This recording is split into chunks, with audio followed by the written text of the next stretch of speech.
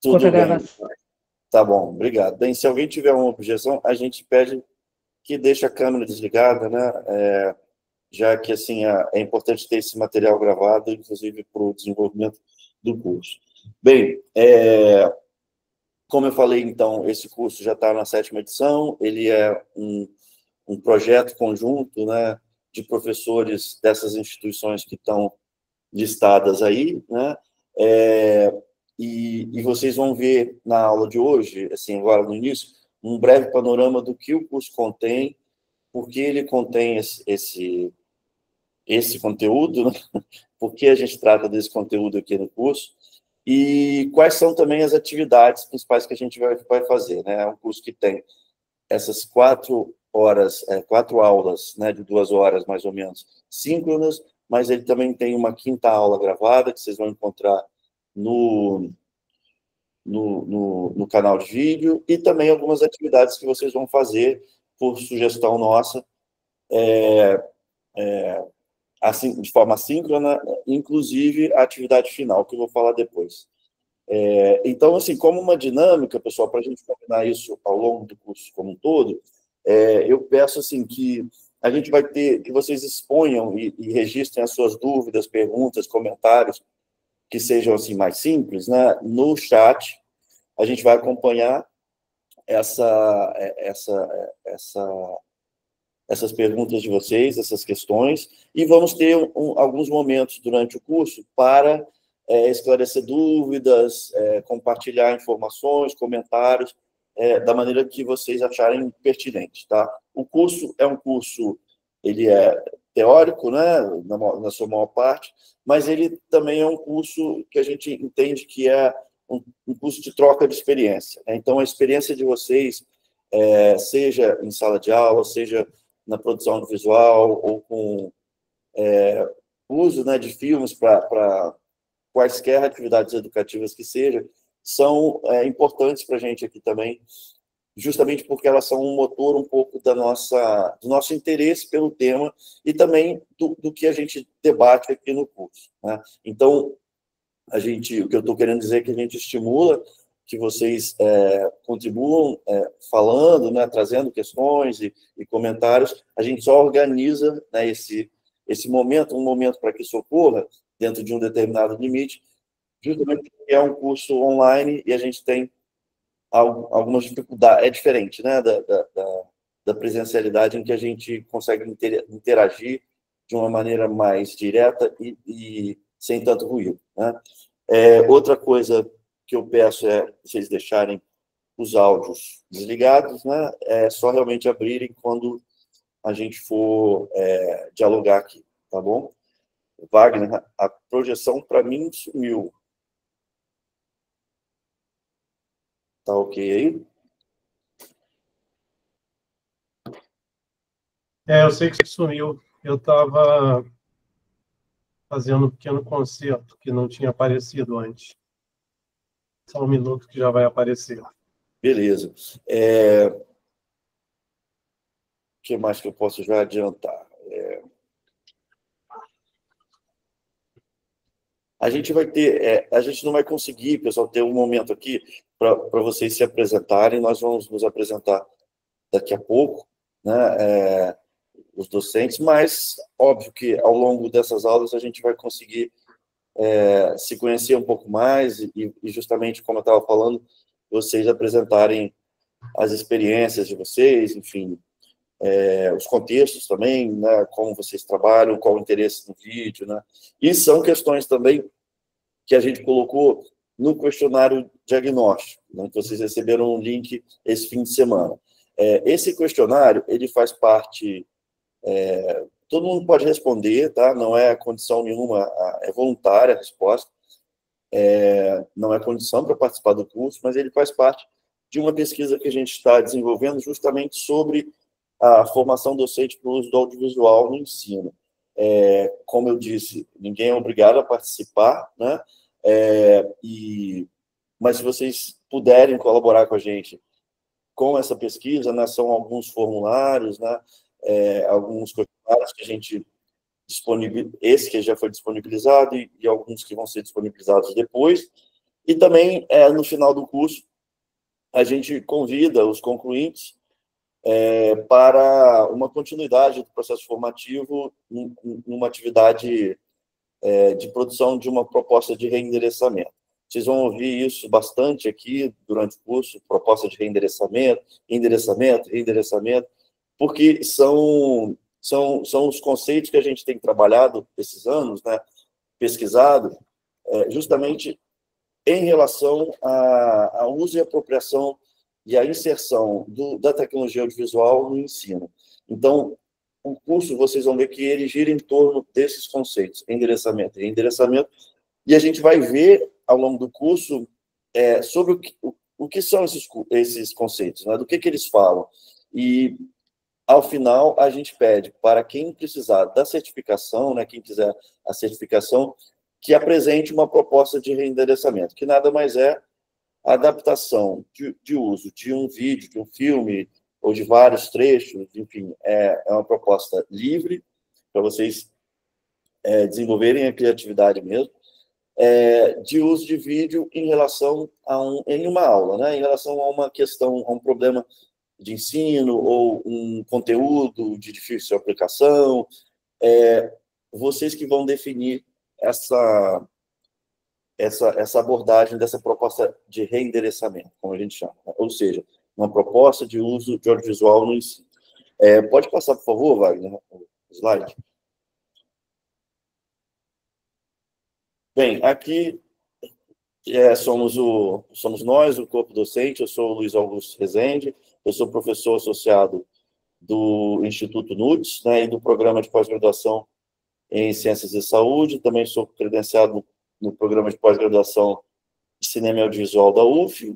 A minha formação, né, desde a graduação até o doutorado, é em cinema, ao contrário aqui da maioria dos meus colegas que têm formação na área de ensino, de ensino de ciências, né?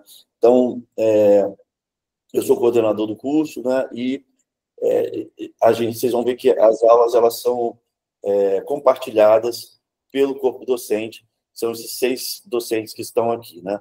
Professor Américo Araújo Pastor Júnior, que, se eu não me engano, não está aí hoje, né? Mas ele é professor adjunto do Instituto NUPEM, também da UFRJ, fez doutorado no laboratório de vídeo educativo comigo, né?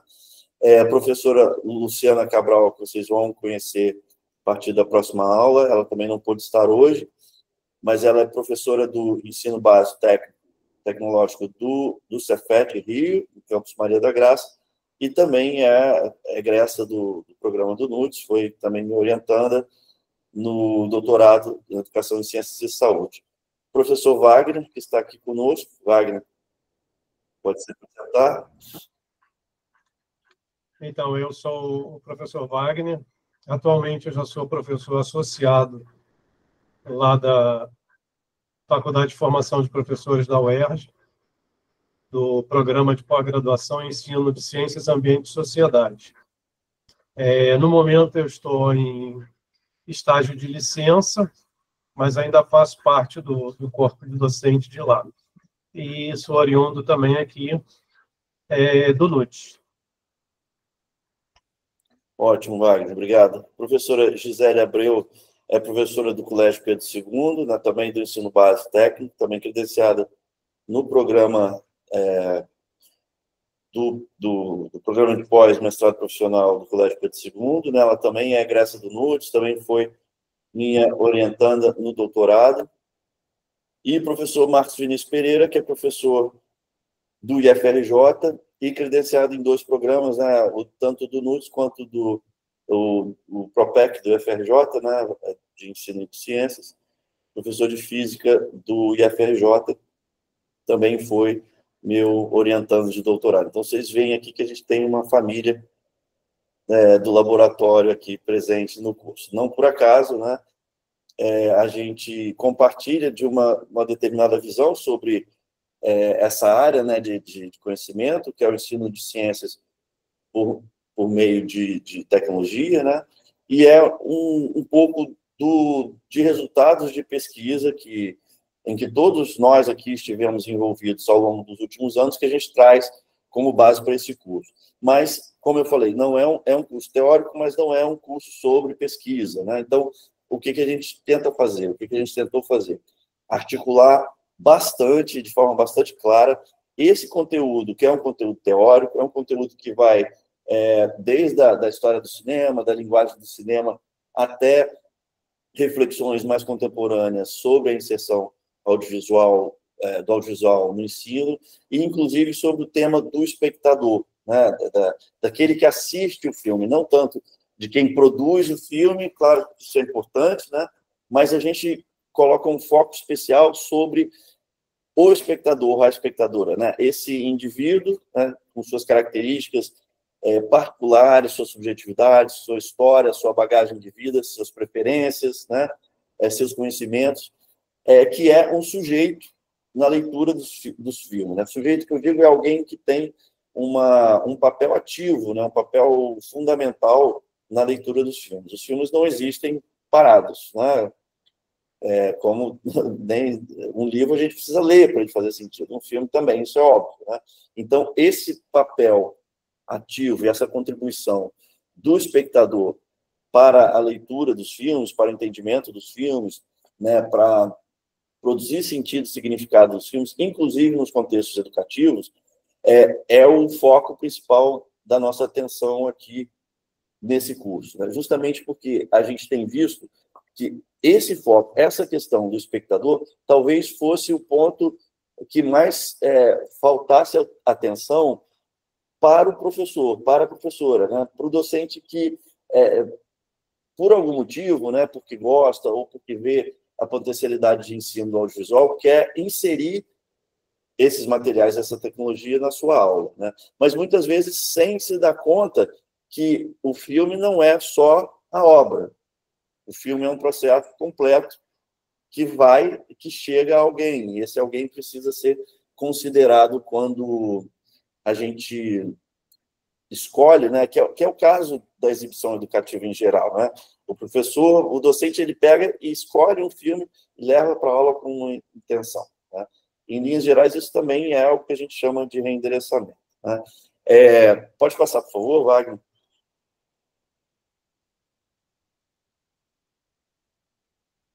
Bem, então aqui a gente tem uma síntese do conteúdo e da distribuição, né, das nossas aulas, né? Essa primeira aula, além dessa apresentação já um tanto longa do curso, que eu acabo me empolgando aqui, a gente vai falar um pouco sobre linguagem cinematográfica, né, princípios fundamentais, aqueles que a gente precisa saber para ler o filme para além de uma relação pura de espectador, né? Ler o filme como um analista, né? Ler o filme como alguém que desconstrói um pouco o filme, né? Para entender como ele foi feito e como ele se estrutura, né? A gente vai ver um pouco sobre isso já na primeira aula, que a gente intitulou Conheça Seu Filme, ou seja, é uma reflexão sobre como a gente analisa e lê os filmes para além de uma visão puramente espectatorial, não só de entender a história, mas entender e analisar a construção do filme, né? E como os filmes são feitos também, quais são as suas características, né?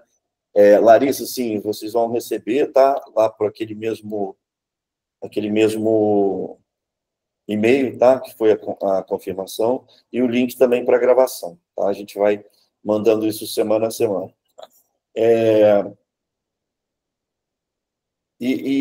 Enfim, então, a ideia nessa primeira aula é dar alguns elementos para vocês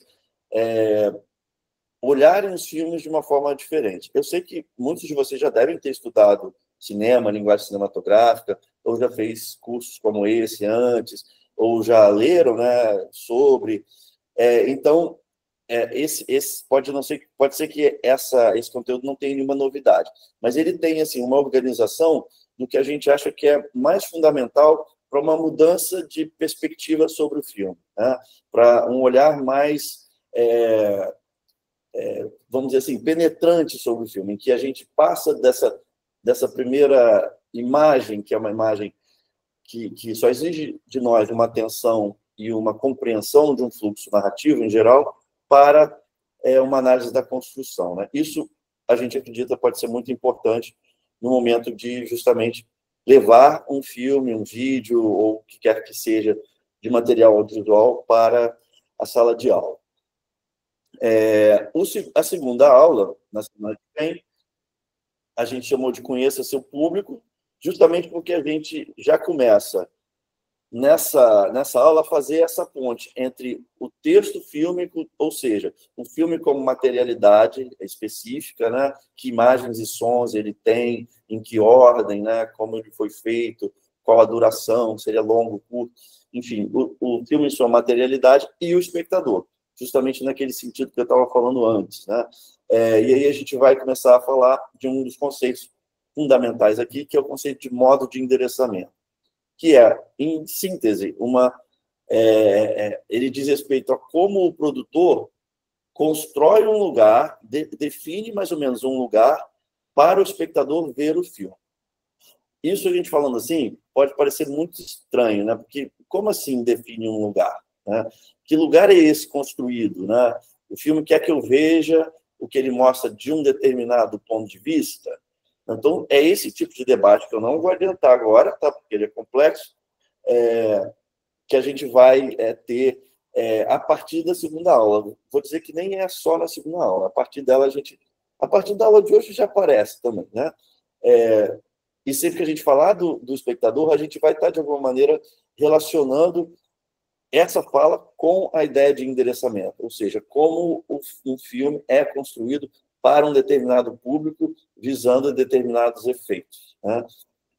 E também relacionamos, né, o que eu estava falando sobre o texto fílmico, né, sobre o filme como obra, a análise fílmica, que foi o que eu falei também aqui sobre a primeira aula, que é desenvolver em vocês, né, a capacidade analítica, né, de ver para além das primeiras aparências, vamos dizer assim, né?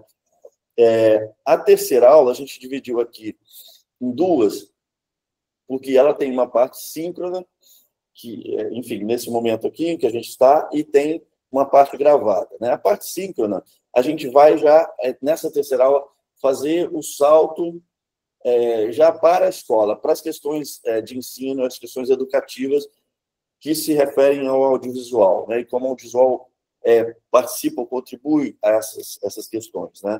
É justamente nessa aula que a gente vai ver o conceito de reendereçamento e a ideia de pensar que o aluno, o estudante, em qualquer contexto, desde a educação básica, né, do ensino infantil, né, se a gente passar filmes na educação infantil também, né, até o ensino superior, ele sempre vai ser colocado nessa posição de aluno, né? De aluno não, de espectador.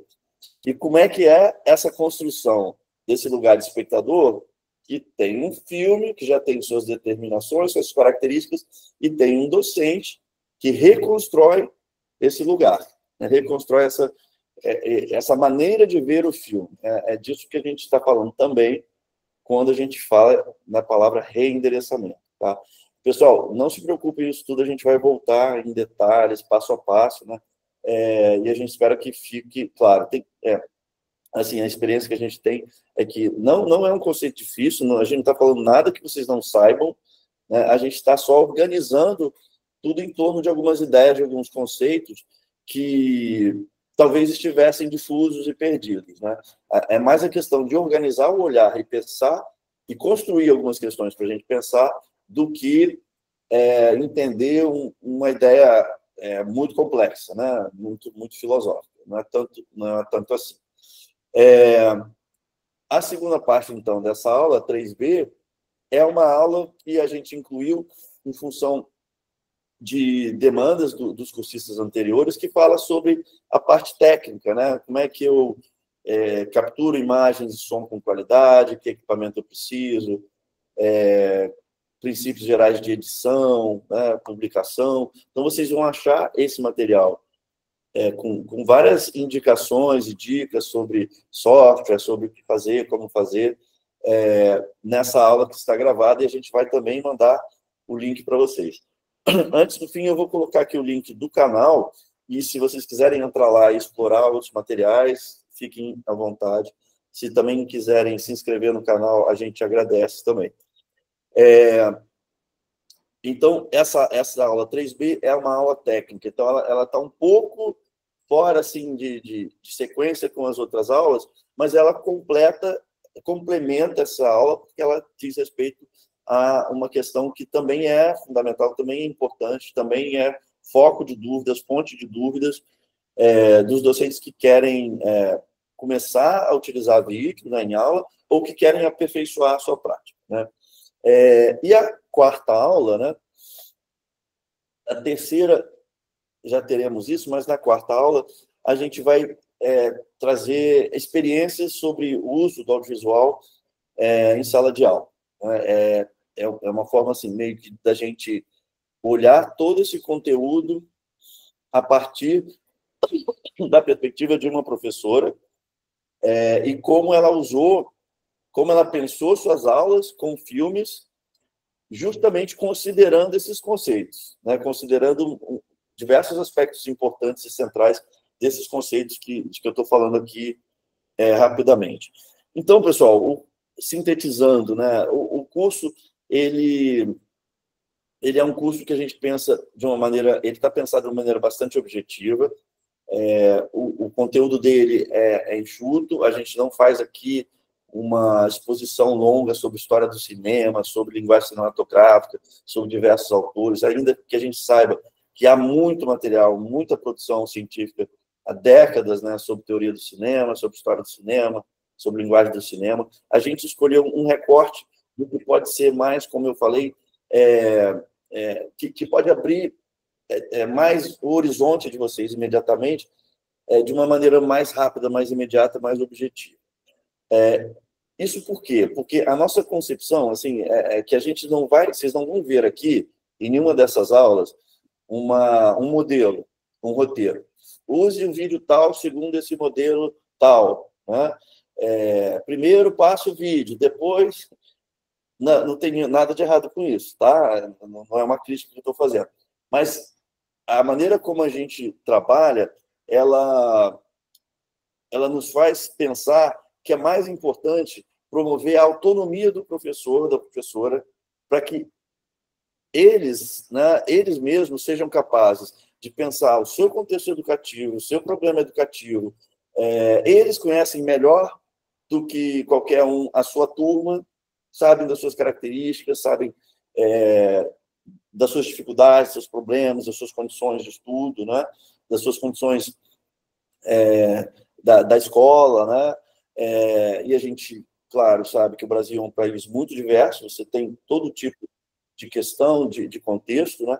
Então, nos parece que faz muito mais sentido um curso que promova a autonomia do professor, ou seja, a capacidade de ele mesmo pensar o seu roteiro, pensar a sua proposta, adaptar, né? Pensar quais são as características desafiantes, desafiadoras do seu contexto, e por que eu devo ou não usar um filme, por que um filme vai ser, qual filme vai ser interessante para resolver o problema, né? Vamos dizer assim, que há um problema, né? Na verdade, nem sempre é um problema. São coisas simples da rotina, do cotidiano do ensino, mas que caberiam ao professor ele mesmo formular, né, as propostas. E é isso que a gente visa com esse curso, que seja um estímulo, que vocês aproveitem esses conhecimentos, né, e sejam capazes de criar as suas próprias propostas. E é isso que a gente, justamente, como eu estava falando, propõe ao final. Então, deixa eu explicar aqui um pouco, rapidamente, eu vou voltar a isso várias vezes, né, mas como é a aprovação, né, a aprovação no curso. Esse curso, como vocês sabem, né, ele é um curso que está certificado pela Pró-Reitoria de Extensão do UFRJ, então ele emite para os concluintes um certificado de 20 horas. Tá? Esse certificado, enfim, eu sei que muitos não estão tão interessados no certificado, estão interessados no conteúdo, mas para quem precisar, ele vai ser emitido. Para vocês fazerem jus a esse certificado, ou seja, receberem, a gente cobra presença na aula, né, claro, acho que isso é importante justamente para a gente ter esse momento de troca em alguns pontos aqui, E também a entrega, dentro do prazo que a gente ainda vai estabelecer, do trabalho final, que é essa proposta de reendereçamento. Eu não vou explicá-la aqui hoje, a gente vai ter uma aula eu vou abrir o formulário, explicar para vocês o que pede. É um formulário mais ou menos extenso e detalhado, né?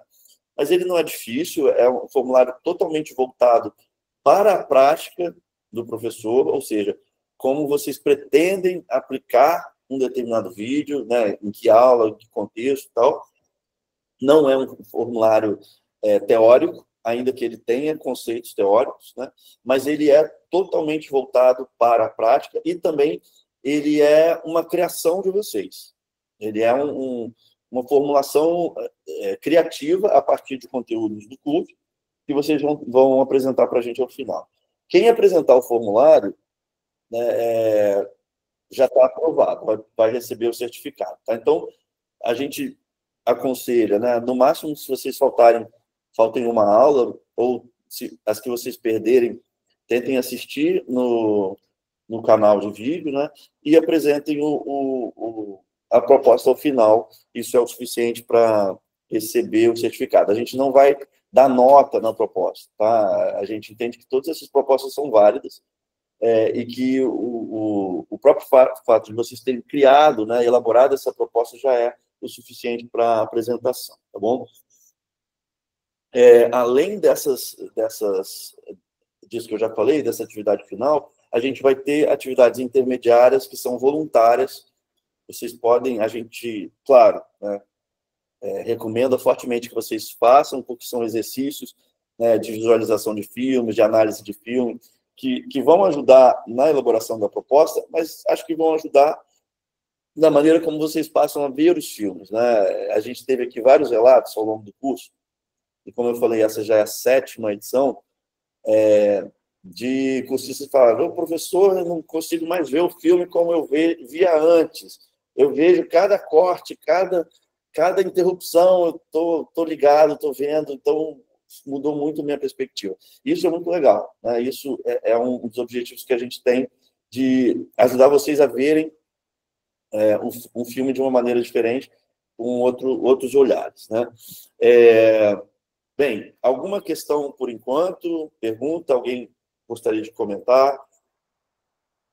Em linhas gerais, deu para entender?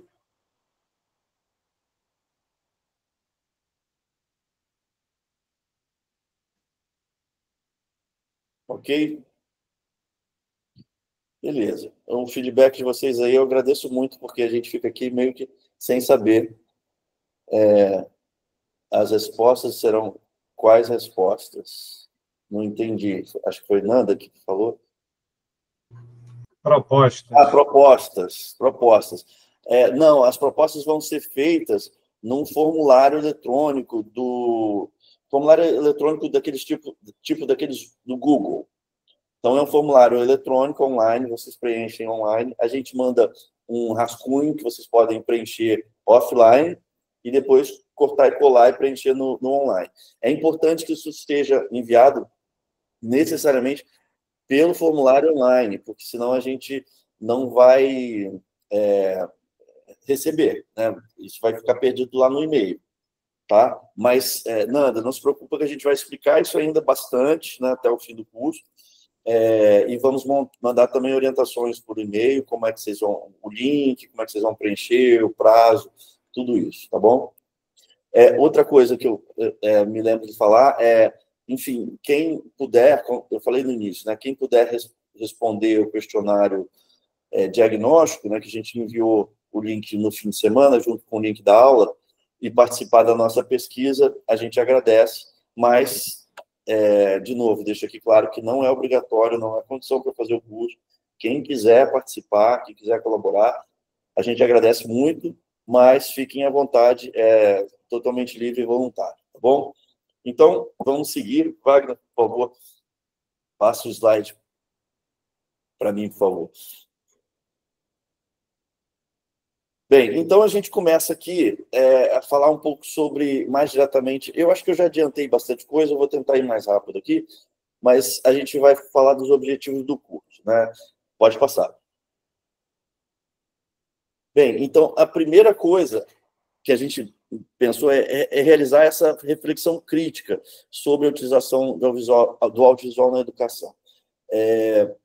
Desde o primeiro momento, a gente busca esse diálogo com vocês e as experiências de vocês, mas também busca levar algo que a gente já descobriu, investigou por meio da pesquisa, a partir do trabalho de outros professores, né? Então, essa reflexão crítica, né, ou seja, uma reflexão que, como eu falei, né, ela se origina de uma determinada perspectiva que a gente foi elaborando sobre o que é usar filme em sala de aula, como é que a gente faz isso. Então, por exemplo, essa perspectiva da autonomia docente, ela vem de uma reflexão crítica, né? Que a gente, como eu falei, não é errado, não é ruim você trabalhar com roteiro, mas a gente acha que essa não é a melhor opção, no sentido de que a gente tem a autonomia como algo que a professora pode desenvolver para ele criar sua própria forma de se apropriar dos filmes, né? Deixa eu ver aqui, quem pediu a palavra foi... Agora... Jonas. Ô, Jonas, deixa eu só terminar esses 5 itens aqui, eu já te passo a palavra, tá bom? Tranquilo. Já volto para você. O segundo, né? Como eu falei, a gente tem um conteúdo que é um conteúdo bastante mesclado entre elementos que são da teoria do cinema, da linguagem do cinema, com elementos que são da educação. Então, um desses elementos que vem da teoria do cinema é a análise fílmica. A gente tem, talvez já tenham lido alguma coisa sobre isso. Se vocês forem olhar na internet, vocês vão achar vários livros sobre análise fílmica. Só que a análise fílmica, de uma forma direta, ela é muito voltada para questões que são do campo do cinema. E a gente tenta fazer uma adaptação desse referencial, né, desses princípios, dessas metodologias de análise, para algo que seja mais prático, mais viável, mais diretamente relacionado com o uso educativo, né? O número 3, ainda falando sobre essa familiarização com a linguagem, com a análise fílmica, né, para um aprofundamento de uma compreensão do audiovisual de um ponto de vista estético, né, não só do ponto de vista do entretenimento, né, eu gosto ou não gosto do filme, mas também do ponto de vista estético, né, aquilo que eu estava falando sobre como os filmes são feitos, né, e com que objetivo, como se constrói um lugar para o espectador, etc. Aí o ponto 4, justamente entre esses dois conceitos que eu já adiantei para vocês, endereçamento e reendereçamento, que são, vamos dizer assim, a ponte, pelo menos a ponte que a gente construiu aqui, né, entre a teoria do cinema e a educação, e o uso educativo, e o ensino, por exemplo, o ensino de ciências, né? Já que eles dão uma base teórica para a gente pensar um outro olhar sobre o que é a sala de aula, o que é exibir filmes e vídeos na sala de aula. E o 5, também a gente tem essa ideia, como eu falei, de uma abordagem prática, né? Ou seja, não trazer os conceitos, a questão teórica, para uma vivência prática, né? Para a questão da incorporação do audiovisual na prática docente, como uma lente, né? Como um óculos, como algo que nos ajuda a olhar para a realidade, para a prática, né? E ver ali questões que podem gerar reflexão sobre os modos de uso, né? Eu já tinha mais ou menos adiantado essa parte em alguns elementos. Se vocês quiserem retomar, é só perguntar. Pode ser no chat ou aqui. Jonathan, você tinha levantado a mão. Boa noite, professores. Eu tenho uma dúvida bem inicial a respeito, porque a gente sempre está falando de filmes. E aí, qual que seria o conceito de filme? Um vídeo, uma propaganda, um vídeo do escola.com, isso se enquadraria dentro do universo? O que a gente vai entender por filme? Tá ótimo que você fez essa pergunta, porque a gente acaba sempre esquecendo de explicar isso, né? Deixa eu só pegar aqui a fonte do meu notebook que está acabando e eu já... já volto e aí eu te dou uma resposta sobre isso. Mas é uma pergunta importante para esclarecer justamente o que a gente está considerando aqui, tá?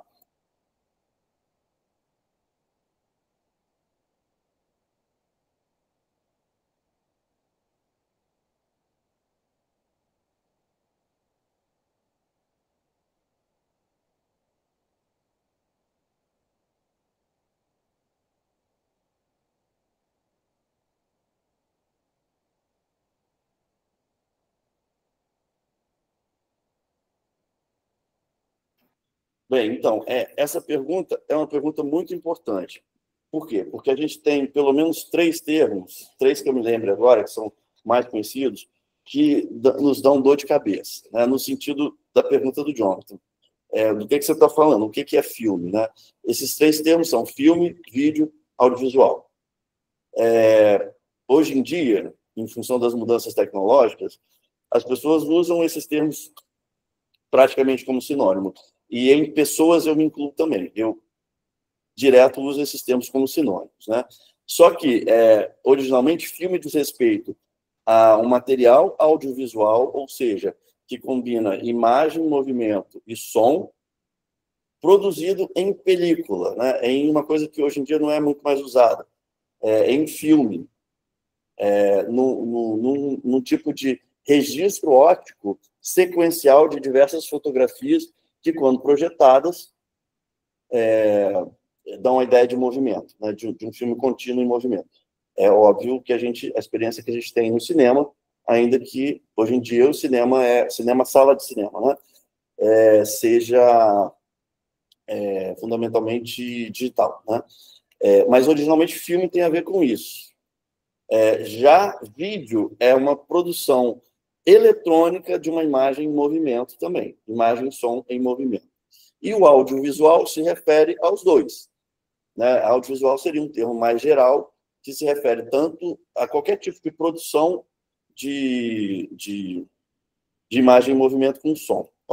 Bem, pode ser sem som também, né? Mas hoje em dia a gente não pega muito bem, a gente exclui o som aí do negócio, né? Nem tem porquê, né? O som é fundamental. Então, audiovisual seria um termo mais geral que dá conta de filme e vídeo. Vídeo é a imagem eletrônica e filme é a imagem óptica. Só que, como eu falei, as pessoas hoje em dia usam isso como sinônimo. Daí, talvez, a confusão que isso gera, né? O filme acaba sendo restrito para a ideia de aquele que é exibido no cinema, ou seja, que é um longa-metragem de 2 horas, né? E o vídeo é o material que é exibido na internet, na televisão, né? Só que isso também não é mais assim. A gente tem filme digitalizado na televisão, via streaming, etc. Então, enfim, por isso que eu disse que dá dor de cabeça. Sobre a outra parte da pergunta, o Jonathan se refere aos gêneros, né? Então, a gente tem um filme de longa-metragem ficcional, um filme de longa-metragem documentário, curta-metragem documentário, curta-metragem ficcional. Você tem propaganda, que também é audiovisual, mesmo que ela tenha 30 segundos, ela tem imagem, movimento e som, e mesmo que não tiver movimento também, né, é audiovisual. Né? Você tem todo o campo do jornalismo, que tem uma produção super específica. Você tem as transmissões ao vivo, jogo de futebol, BBB, o que for. Enfim, a gente chama tudo isso, tudo que é imagem, movimento, com som, ou imagem sem movimento e som, mas colocada numa sequência com uma certa duração, a gente considera como audiovisual. E por isso, pertinente aqui ao curso. Isso é importante porque, e de novo, foi ótima essa pergunta, é importante porque a gente não parte do princípio de que exista algum material que você não possa exibir na aula. É claro, pessoal, eu sei que tem. Eu não vou pegar um filme pornográfico e exibir para uma turma de ensino fundamental, porque isso pode ser bastante complexo e problemático. Não estou falando disso, tá? Estou falando que, em princípio, qualquer filme poderia ter um uso educacional. E não é. E é interessante uma coisa da história do cinema, já que eu usei esse exemplo do filme pornográfico, é que, no início, filmes que que foram considerados, no início do cinema, né, filmes que foram considerados pornográficos porque mostravam nudez ou detalhes, né, detalhes da anatomia humana, foram apropriados como filme pornográfico, mas eram filmes científicos, eram filmes usados para ensino. Né? Então, eu dei esse exemplo radical, mas entendam os limites do que eu estou dizendo, né? Para a gente pensar que não haveria, por um princípio anterior, algo que fale, né? Esse filme não pode ser exibido, aliás, não pode ser exibido. Esse filme não tem uso educacional. Né? Porque vocês vão me dizer, o filme pornográfico ele realmente não pode ser exibido em determinados contextos, e eu concordo total. Né? Porque é absolutamente inadequado, enfim, tem problemas éticos, etc. Mas você não pode dizer que ele não tem uso educacional, entendeu? Eu acho difícil, pelo menos, você criar uma argumentação dizendo que não pode ser usado, não ser educativo em lugar nenhum. É um pouco isso que a gente está falando aqui. Eu estou exagerando, tá, pessoal? Mas é um pouco para demonstrar que a questão do uso educativo tem muito a ver com o gesto daquele que apropria. Não entendi, mas tá ruído, sim, ruído sempre vai ter. Se você passar um desenho animado também pode dar ruído. E o ruído é o que mais interessa a gente. Mas, enfim, o que eu estava falando? Então, você pode ter um uso de um filme que você não vê nem qualidade, né? Qualidade formal, qualidade técnica, né? Numa aula para ensinar justamente sobre qualidade técnica de produção audiovisual. Né? Filmes religiosos geram mais polêmica. É isso, eu acho que esses choques, eles precisam ser pensados, né? Eles precisam ser, talvez, em alguma medida, previstos pelo professor, quer o professor deseje provocá-los ou não. Né? Então, a pergunta do Jonathan traz para a gente essa questão, que é uma questão que eu acho fundamental e é uma questão permanentemente aberta. Né? De novo, eu não tenho aqui uma regra para dizer para vocês, olha, nunca exibam um filme tal. Não sei. Eu não me arriscaria a dizer isso. Né? Mas é justamente essa autonomia, essa reflexão, né? Essa capacidade de pensar sobre o que você quer produzir com um filme que leva a fazer uma escolha que pode ser, né, como o Gil falou, uma escolha para o lado da polêmica, ou uma escolha que produz ruído, né, ou uma escolha, vamos dizer assim, mais correta, né, no sentido conceitual, mas que talvez não produza interesse. Né? Você vai exibir um documentário da BBC em inglês com legenda para adolescente de 14 anos, talvez você tenha problema aí também, né? Do mesmo jeito que você for exibir um desenho para criança, para uma turma de adolescente. E, de novo, né, colocando o meu argumento aqui à prova, eu vou dizer que não pode? Não vou dizer que não pode, porque a gente já teve justamente aqui professores que propuseram isso, né, mas eles pensaram justamente como eu reendereço, né? Como eu faço uma coisa que é produzida por uma criança pequena ter valor educativo para um adolescente ou para um adulto. Que não foi feito para o adulto. Aí a gente pode pensar, não, o adulto vai achar isso inútil. Eu não sei, talvez seja inútil, mas talvez não. Talvez tenha um professor, uma professora que tem ali uma questão relacionada à matéria que faz super sentido exibir. Né? Então, assim, dentro do meio campo, né, os exemplos que a gente tem vão muito nesse sentido de que não dá para dizer que definitivamente um determinado filme não pode ser usado. Né? Enfim, guardem isso, a gente vai voltar a essa questão mais à frente. Ficou claro, Jonathan, a pergunta?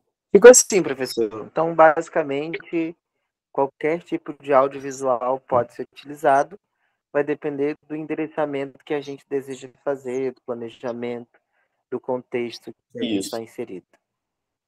Você já matou o curso, nessa parte aí você já entendeu tudo. Pessoal, é isso que eu estou falando. Não é nenhuma invenção da roda que a gente traz aqui para vocês, tá? É uma questão assim de pensar as questões, colocá-las em prática, né? Trazê-las dentro de um determinado olhar, tá? Wagner, passa para mim, por favor, o próximo, que a gente já está aqui bem adiantado, mas tudo bem, adiantado no tempo, né? Bem, então, começando essa parte da linguagem cinematográfica, eu não sei se a gente vai conseguir terminar hoje, mas vou tentar, tá? A gente trouxe dois princípios aqui que, na minha opinião, são princípios muito fundamentais para a gente entender como um filme se estrutura e como ele é produzido e que efeitos ele produz, né? Esses conceitos são descontinuidade fundamental e impressão de realidade. Parecem nomes rebuscados, mas vocês vão ver que não tem nada demais. Pode passar, por favor, Wagner. A descontinuidade fundamental diz respeito à ideia de que um filme ele é feito de fragmentos de imagens e sons, que a gente vai chamar, a partir de agora, de planos. Tá? Plano é um fragmento de imagem e som. Bem, ele pode ser mudo também, né? Mas é um fragmento. Que são, geralmente, não é sempre, mas geralmente produzidos fora da ordem, devido a necessidades da produção, né? A questões, limitações técnicas, né? Ou, sei lá, eu vou fazer todo o material, todas as cenas do filme que se passam na praia de dia em sequência, né? Não importa que uma seja no início e outra seja no final. Por uma questão de produção, de praticidade, de custo, eu vou organizá-las todas juntas, né? E não só isso, a película cinematográfica ela é descontínua, né? Hoje em dia, tudo bem, com o digital você pode fazer filmes de sei lá quantas horas, direto, sem cortar, né? sem corte. Mas, de fato, isso não é o que a gente mais vê. Isso, de fato, é o que a gente pouquíssimo vê. Filmes em sequência, né? Filmes que são feitos na ordem da narrativa, né? É isso que eu quero dizer. Filmes que você tem toda a captura de imagem e som na mesma ordem da narrativa, da história que é contada. Em geral, os filmes não são feitos na ordem da história que é contada, né? O segundo ponto é a impressão de realidade. Viralizou uma série da Netflix, Adolescência. Eu não vi ainda, mas ouvi falar.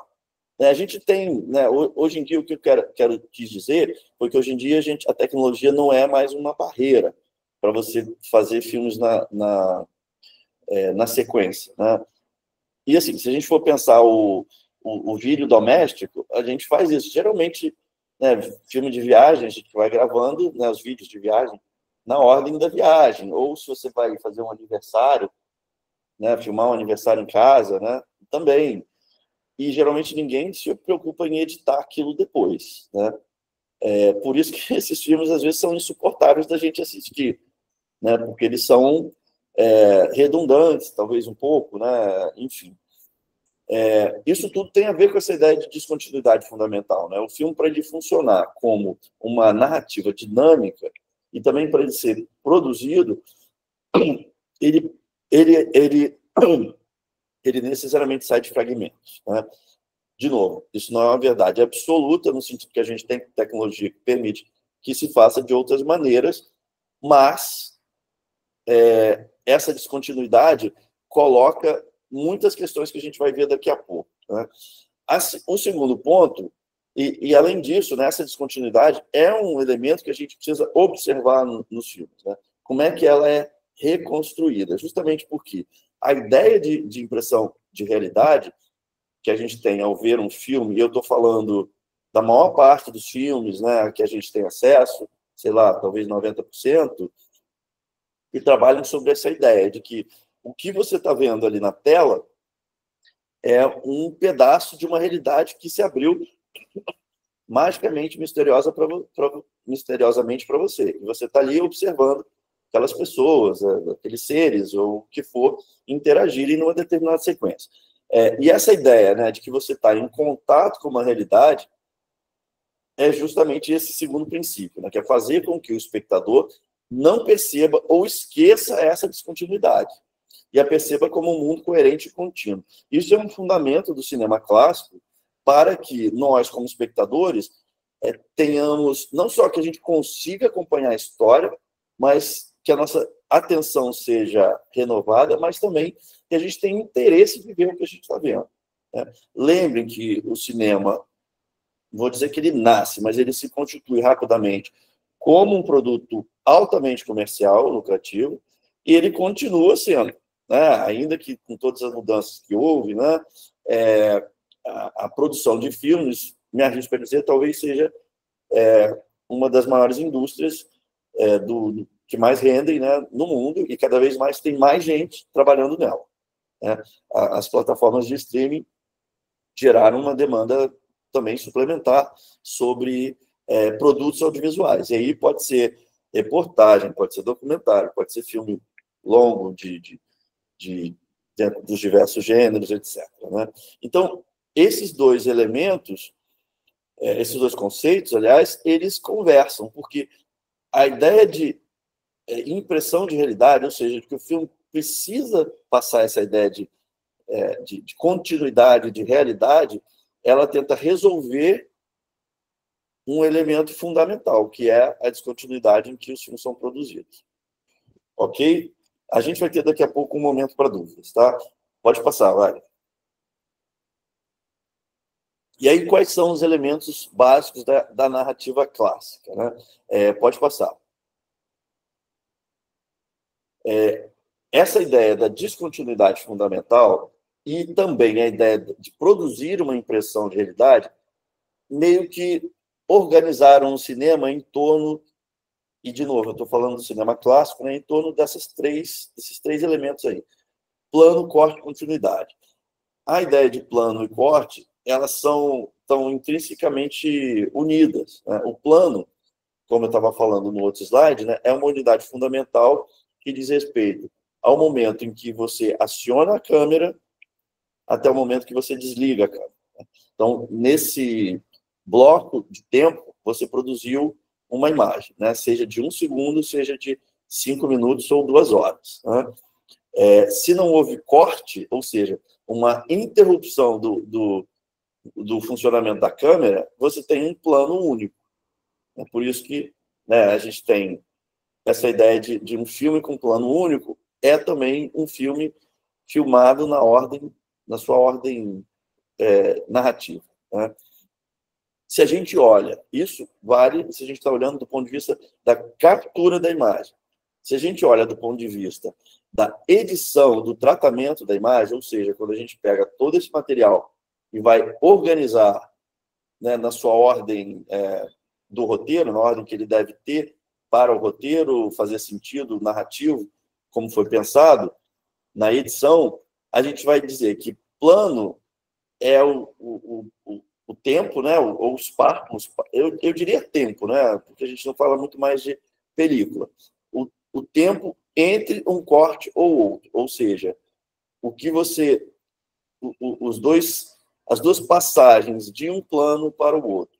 Então, os dois conceitos, plano e corte, eles estão intrinsecamente associados. Você não entende um sem entender o outro. Você não entende o que é plano se você não entender o que é o corte, a interrupção. Né? Seja do ponto de vista da captura, seja do ponto de vista da edição da imagem. E a continuidade, como eu estava falando, né, da impressão de realidade, esse mundo coerente e contínuo que aparece para a gente, ele, na verdade, não é. Né? Ele é cheio de cortes, né? De mudanças de ângulo, mudança de plano, mudança de perspectiva, mudança de espaço, né? Numa variação imensa. Mas ele passa a ideia para você de haver uma continuidade tanto espacial, razoável, quanto narrativa. Né? A narrativa ela segue uma ordem que segue uma lógica. Né? Então, a continuidade é um efeito que é produzido pela maneira como você trabalha o material cinematográfico, tanto na captura, na filmagem, quanto na edição, na montagem. Né? Então, o que eu estou chamando a atenção de vocês é que essa continuidade ela não é intrínseca aos filmes, mas ela é produzida. Tanto que você pode ter filmes que não trabalham com essa ideia de continuidade. Um exemplo mais simples, mas que não é inteiramente válido, porque você não está falando necessariamente de uma narrativa, é o videoclipe. O videoclipe foi um campo que se estabeleceu como um campo em que um campo que se estabeleceu como aquele em que as regras de continuidade não têm tanto valor, né? Porque elas seguem justamente a ideia da musicalidade, né? De você acompanhar uma música. Então, a ideia de continuidade espaço-temporal, visual ou narrativa não está ali, não é tão importante. A ideia é que essas imagens elas meio que vibrem na intensidade do som, da música, né? Lógico que tem clipes que são narrativos, eles contam historinha. E aí, ao ritmo da música também, claro. E nesse caso, a continuidade tem importância, né? Porque você está fazendo ali uma pequena narrativa, né? Uma narrativa que diz respeito a um contexto específico, né? Trazido pela música. Pode passar, por favor? Bem, aqui eu trouxe para vocês um exemplo, um contra-exemplo, que é um filme de 1903 chamado Life of American Fireman, A Vida de um Bombeiro Americano, produzido por um diretor na época, né, o Edwin Porter, americano. E assim, geralmente eu passo o filme, que é curtinho, tem acho que 8 minutos, sem interromper. Eu vou fazendo alguns comentários, tá? Para a gente ganhar tempo, chamando a atenção de vocês para alguns elementos. E o que eu quero que vocês notem, o que eu quero que vocês me digam ao final da projeção enfim, o que vocês acharam em relação aos filmes que são feitos hoje em dia, que diferenças que tem, se vocês percebem essas diferenças. Alguém já viu esse filme? Esse é um filme que vocês encontram aí no YouTube, muito usado nos cursos de cinema, de linguagem audiovisual, né? Enfim, vamos lá, então, projetar. Wagner, por favor, você... Ele não tem som, tá, pessoal? Ele é mudo. Tem que voltar. Isso.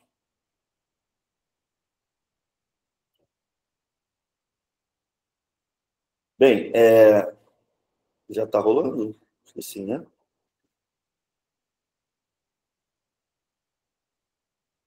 Para mim está muito lento.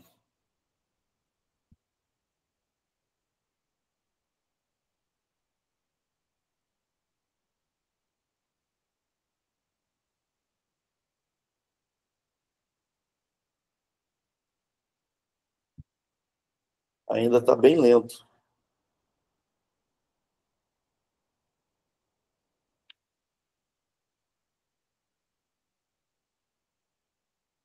Será que a sua rede aí vai? Ele está travando. Acho que não, a minha rede está bem veloz. Está normal para você? Sim. Na transmissão para o slide aí aparece um pouquinho mais lento, sim. Vou tentar dar sequência. Tá bom.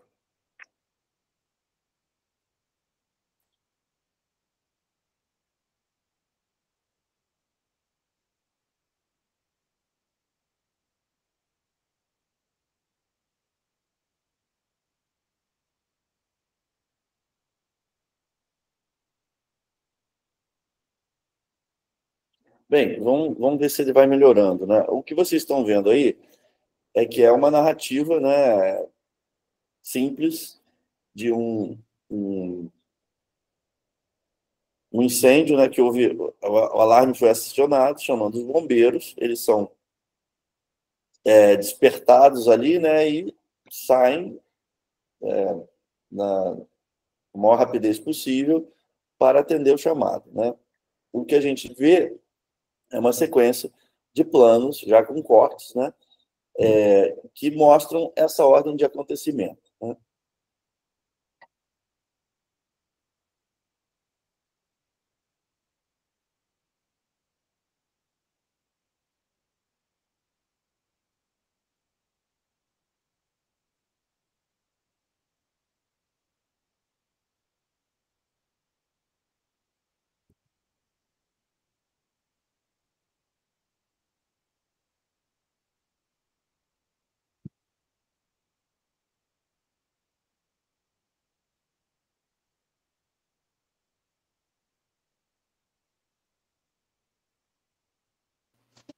A internet.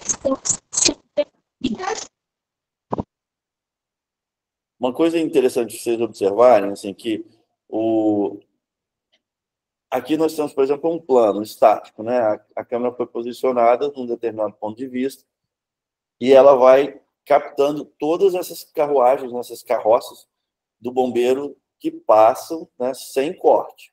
Então, desde a primeira que vocês viram, claro que assim, não é. A gente está com esse problema da projeção, né? Mas desde a primeira até a última, vocês vão ter mais uma ali.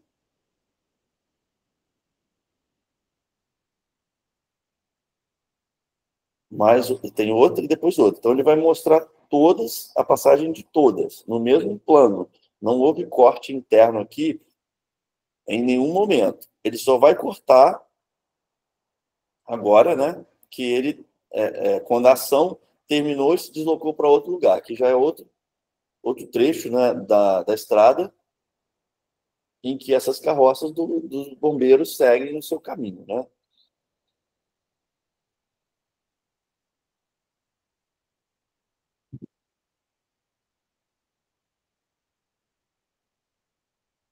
Até eles chegarem aqui na casa onde está acontecendo um incêndio. E aqui a gente tem um corte. É um corte que muda do exterior para o interior. Então a gente vê quem está dentro daquela casa, né? Está pegando fogo. Então aqui tem uma encenação. Isso não é uma situação real, claro, né? Uma encenação do incêndio. E vocês vão reparar também, estou fazendo essa narração porque o filme está se travando, tá? Vocês vão reparar que aqui a gente tem também um único plano. Isso, um estúdio. Sim, toda vez que muda, não só muda o ambiente, às vezes pode ter um corte sem mudar o ambiente. Vocês viram isso, por exemplo, ali no trânsito, né, das carroças. Ele cortou para mostrar um outro trecho da estrada. Aqui, vocês estão vendo que não há nenhum corte. O bombeiro está resgatando a mulher e a criança, ele desce aqui pela janela, sobe. Desde o momento que ele entrou, a câmera está fixada nesse ponto de vista único e permanece nele, do início ao fim. Tá? Eles começam aqui a apagar. E aí o que a gente tem? Volta para o exterior. Só que volta para o exterior em que momento? Vocês estão vendo que a senhora está lá na janela pedindo ajuda e aqui estão colocando a escada.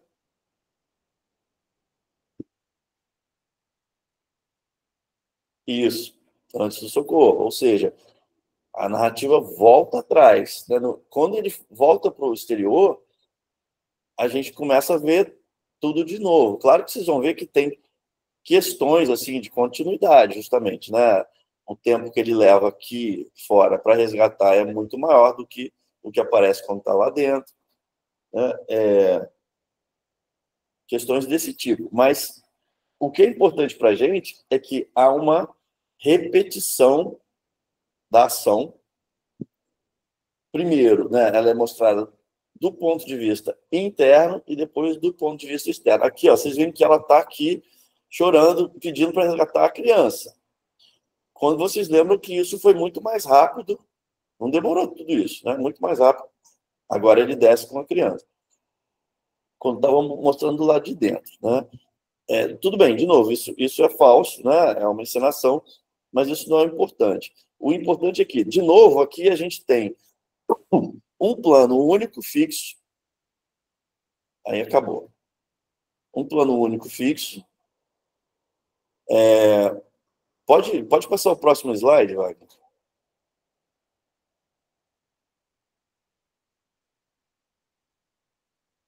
Isso tudo para a gente ver, pensar a ideia de plano e corte. Pode passar isso também.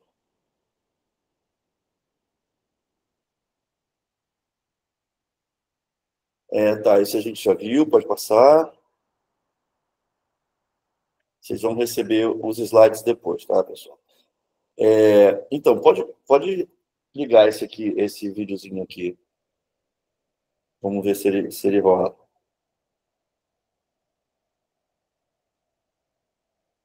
Tá, não, esse já foi. Pode passar também. Isso aqui, eu estava falando da mesma coisa, que a ação, ela é...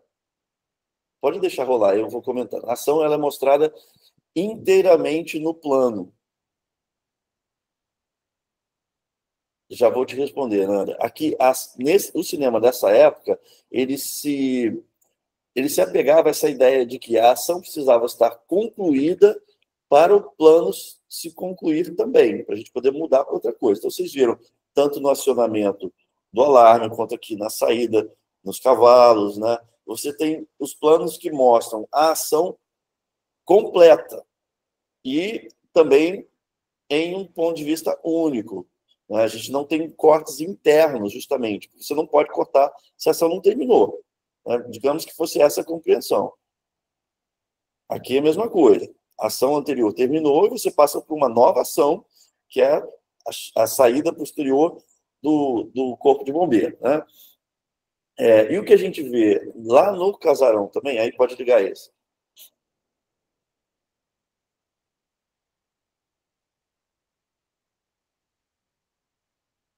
Pode ligar ele aí, vamos ver se...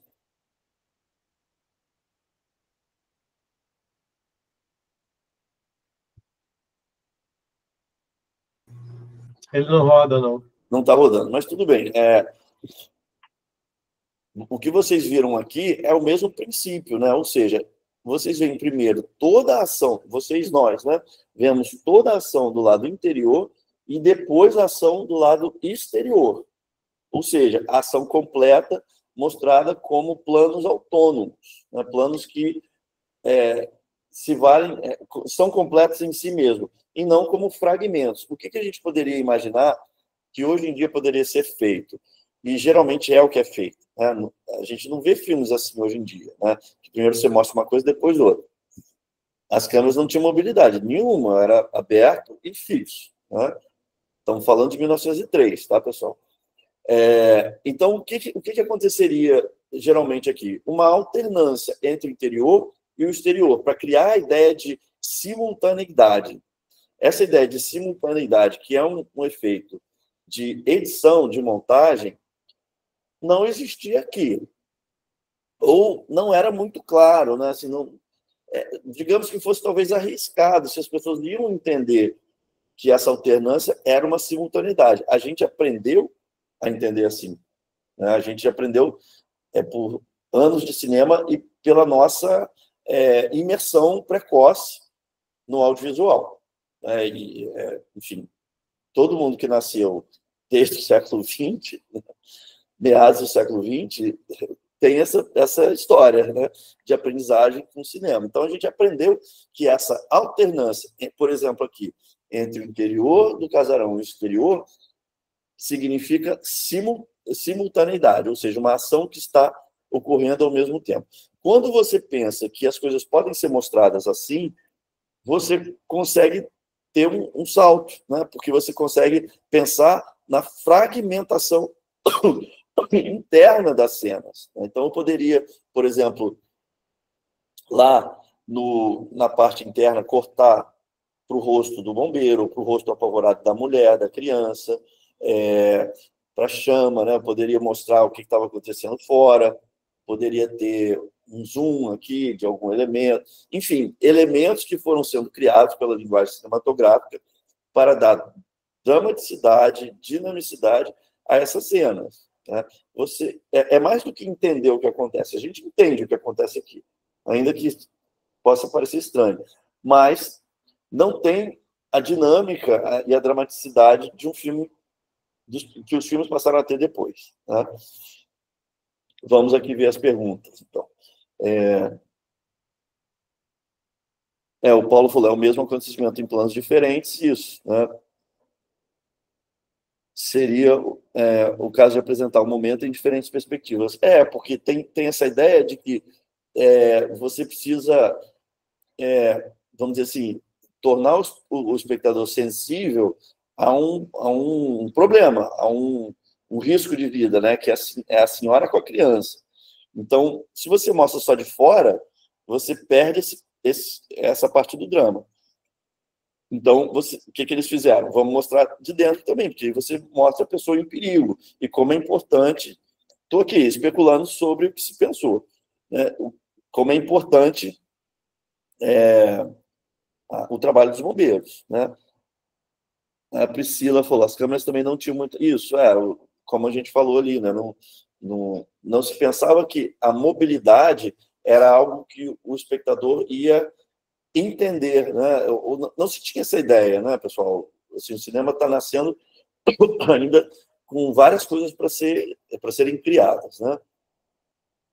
Bem, falamos disso tudo para pensar a ideia de plano e corte e como essa ideia de plano, corte, alternância, simultaneidade, paralelismo, volta no tempo, ou a antecipação do tempo, todas essas ideias, elas foram criadas de alguma maneira. Né? Elas não existiam desde sempre. Né?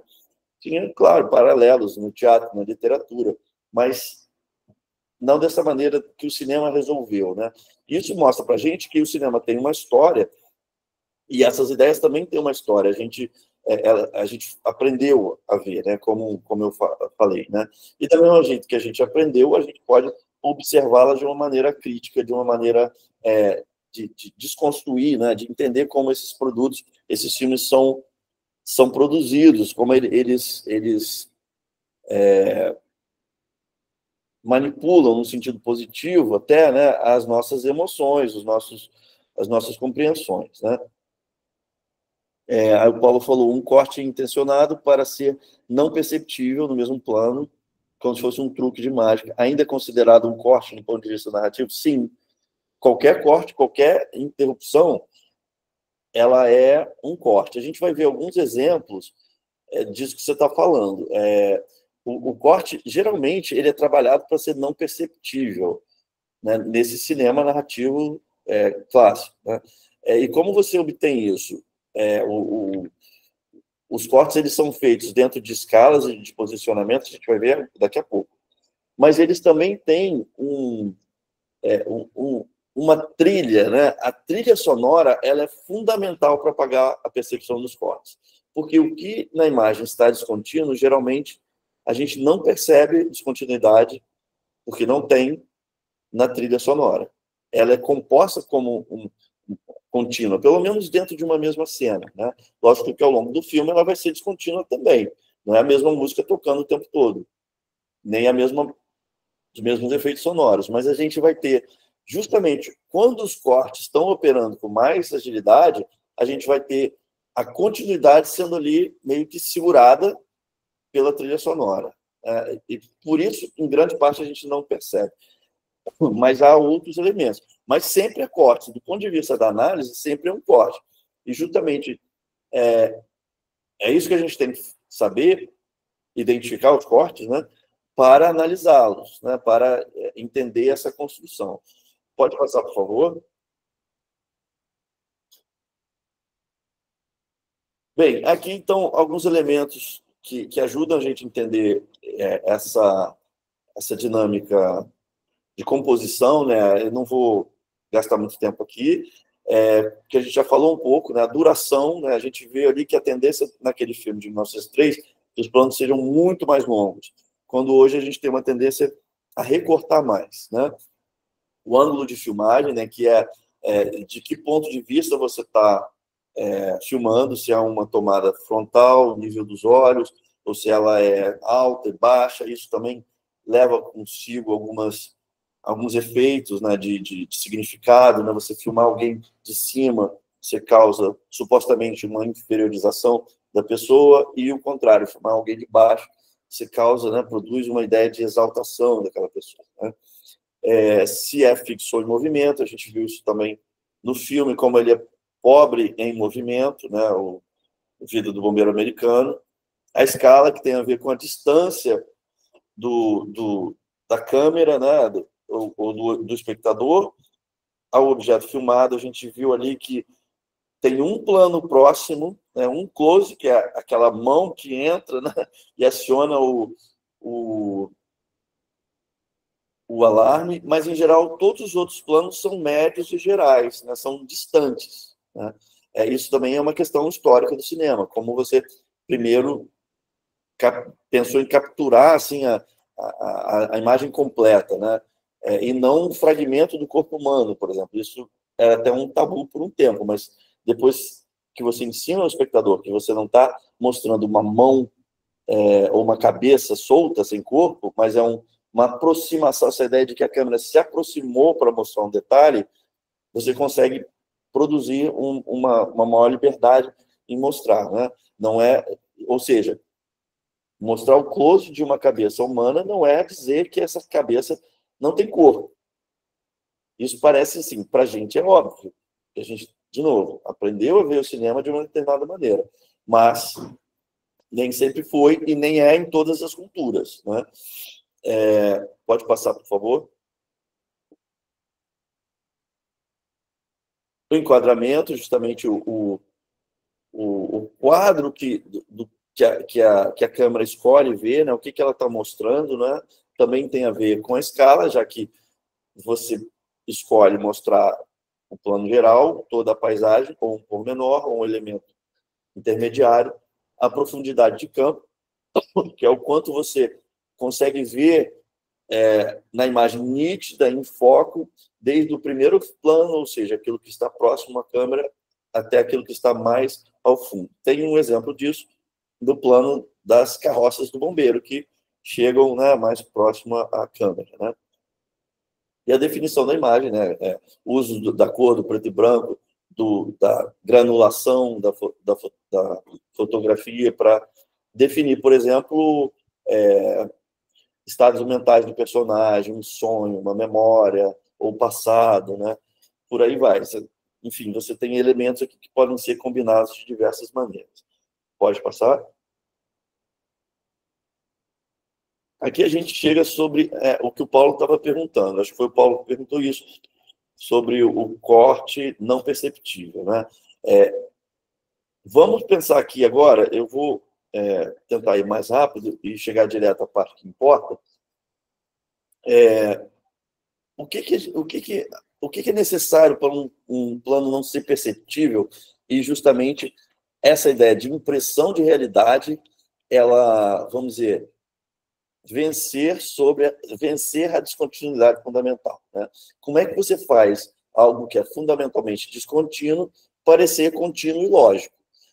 Lógico, tem vários elementos. Eu falei já da trilha sonora, tem o elemento narrativo também, que a gente não vai falar agora, que é uma lógica de apresentação das ações e dos personagens, mas tem também o elemento visual, digamos assim, visual técnico. Né?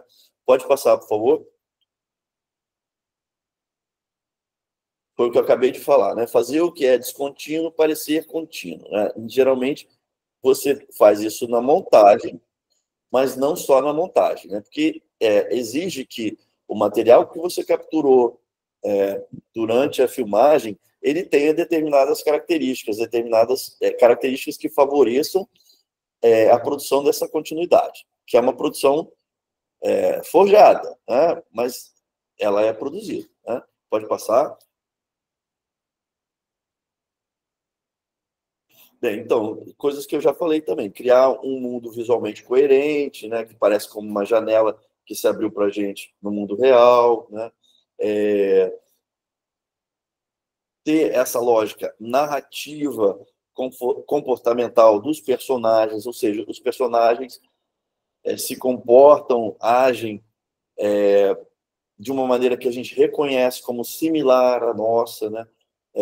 Dentro de valores e de ideias que são similares a nós. E aí eu estou falando numa imersão cultural. Isso aqui vale para a nossa cultura ocidental. Né? Essa ideia de comportamento, tal como a gente vê reproduzida nos filmes e nas novelas, né, o que for, ela tem a ver com a cultura em que esse audiovisual é produzido. Né? Um estudo interessante que eu estava fazendo com o meu aluno, justamente sobre a recepção de filmes em comunidades indígenas, né?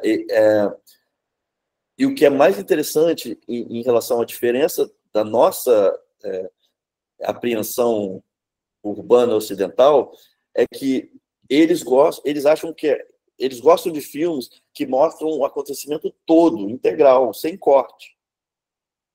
Para eles não fica bonito você cortar, né? Então, os filmes têm versões para serem exibidos para a comunidade, para a aldeia, e para, eventualmente, o cineasta mandar para um festival, né?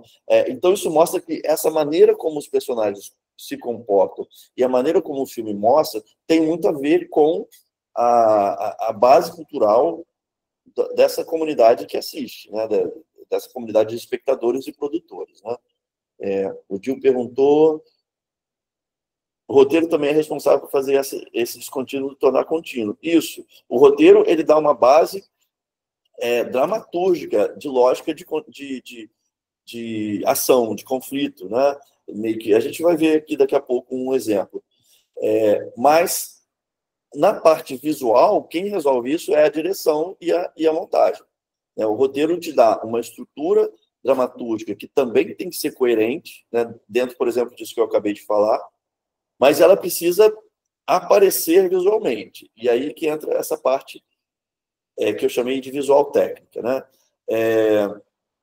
Construir vínculos, né, naturais, né, ou que a gente ache que são naturais, que a gente perceba como naturais, ou causais entre um plano e outro, né? Esses vínculos, eles existem, por exemplo, em sequências de diálogo, em que tem uma lógica que também a gente aprendeu a reconhecer, que é a lógica de alternância do turno de fala. Você filma, você mostra quem está falando, o personagem está falando. Pode mostrar os dois, claro, mas, em geral, a gente tem essa estrutura do campo contra campo, em que você alterna os falantes, pela relevância maior da fala. Quem fala, quem está falando, é visível também. Outro exemplo são as perseguições, né? Que é um pouco o exemplo ali do bombeiro também, é tipo uma perseguição aqui, em que você apresenta vínculos de causa e efeito, né? Ou seja, o bombeiro não pode chegar no incêndio se não saiu. Isso era a compreensão da época. Hoje em dia, tudo isso pode virar uma elipse, né? Tem um incêndio e o bombeiro já está chegando. Você não precisa mostrar o passo a passo. Você deduz, você intui que o espectador, que já viu 200 filmes na vida dele, vai entender essa passagem. E você pode gastar seu tempo com outros elementos nesse conflito que o roteiro definiu, né? Então, tudo isso está junto, realmente. Pode passar, por favor, Wagner? E aqui a gente chama... Eu acabei de falar da elipse, né? Sobre não precisar mostrar a ação toda, né? Ou seja, não é porque... sei lá, um personagem apareceu almoçando que ele não escovou o dente de manhã, que ele não acordou. O filme não mostra isso. O filme não precisa mostrar tudo, né? Justamente porque o filme é uma condensação de momentos fortes, né? De momentos relevantes em que a informação mais relevante para que você entenda a narrativa, entenda o conflito e vibre, né, se emocione, vibre com esse conflito, apareça. Então, você não precisa mostrar que o cara escovou o dente, que ele saiu de casa, né? Isso não tem relevância para a história. Pode ser que tenha relevância, assim, aquelas cenas, né, início do filme, está mostrando a rotina familiar. Aquilo ali é uma apresentação do personagem. Então, você mostrou o cara escovando o dente, tomando café, falando bom dia para a esposa, não sei. Isso é uma apresentação, tem uma função dramática, né? Mas você não vai mostrar necessariamente precisar mostrar todos os elementos, tudo que ele fez para chegar no elemento clímax, né? Seria um filme eterno. Enfim, isso é a elipse e os saltos narrativos. Eles são justificados pela narrativa em função disso que eu chamei de relevância narrativa, relevância dramatúrgica, né? Esse elemento aqui, muito importante do ponto de vista do que eu estava falando sobre como você garante uma continuidade física, espacial, visual ao que você está vendo. O exemplo aqui é uma clássica cena de diálogo entre dois personagens, né? Como é que a gente filma uma cena de diálogo entre dois personagens? Eles estão posicionados aqui no meio do set, digamos, né? Um de camisa azul, outro de camisa laranja. E o que eu fiz? Eu posicionei a câmera aqui, ó, do lado direito. E imaginei que tem um eixo aqui, ó, passando essa linha pontilhada. Tem um eixo passando aqui entre os personagens, tá? Isso é o que a gente chama de eixo de filmagem. Ou seja, eu posso colocar a minha câmera, né, nesse semicírculo, não em qualquer posição do semicírculo, porque se eu colocar, eu posso variar, né, as posições da câmera dentro desse semicírculo aqui, tá, onde ela está. Lógico que eu não vou poder fazer uma mudança assim de poucos graus, daqui, né, para de cima. Mas, em geral, tudo que eu filmar desse lado vai me dar essa imagem que está do lado direito. Ou seja, o personagem de camisa laranja do lado esquerdo e o personagem de camisa azul do lado direito. Toda vez que você mostrar eles juntos, eles vão aparecer nessa posição. Se eu quebrar o eixo, é assim que a gente chama, né? Ou seja, resolver que a minha câmera tem que ir para o outro lado, eu provavelmente terei dificuldades de editar esse plano com o outro, se eu quiser que ele pareça um corte imperceptível. Por quê? Porque quando eu mudo a câmera para cá, eu inverto a posição dos personagens. Então, o que estava na esquerda vai para a direita e o que estava na direita vai para a esquerda. Se eu montar esse plano em sequência desse, e de forma alternada, os personagens vão ficar pulando de um lado para o outro. O espectador vai entender? Vai entender, mas pode produzir um desconforto visual que atrapalha, porque você está, ao invés de chamando a atenção para o diálogo, você está chamando a atenção para um elemento perturbador visual, né? Não sei, outro exemplo, não sei se vocês já repararam, mas nas novelas mais antigas, você tinha em cena de mesa, de almoço, jantar, de família, curiosamente ficava sempre um lado da mesa vazio, que ninguém sentava. Já repararam isso? Não sei como é hoje em dia, mas se você pega as novelas dos anos 80, 90, via de regra você tinha um lado vazio. Por quê? Porque ali era um lugar que você não podia colocar ninguém, porque você estabeleceu seu eixo da câmera ali. A câmera geralmente ocupava aquele lugar. Então você estabeleceu um eixo de pontos de vista em que você precisava variar para mostrar o pai, quando falava, ou a mãe, ou o filho, que estavam situados no mesmo espaço, né? Então, é como se a gente imaginasse, ainda usando esse diagrama aqui, que a câmera está aqui, né, nesse lugar, nesse semicírculo verde, a mesa está aqui, né? Imaginamos que tem mais pessoas, não tem problema. Não vai ter nenhum problema se a minha variação de ângulo de câmera fosse sempre do lado de cá do eixo. Agora, se eu passar para cá, todo mundo vai inverter de lugar. E aí, se eu for tentar editar imagens tomadas desse lado para imagens tomadas desse lado, vai dar uma confusão. Ou seja, você não vai saber quem estava sentado do lado de quem.